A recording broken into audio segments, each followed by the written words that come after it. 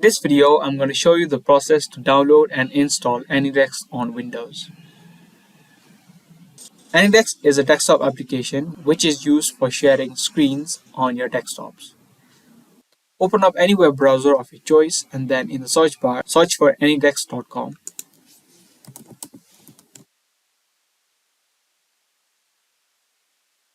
After you hit enter, you will land on the official website of Anydesk.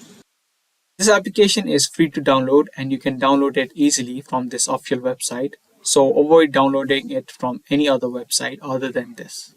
In the home screen, you'll see an option for download now. Click on download now and the application will start to download.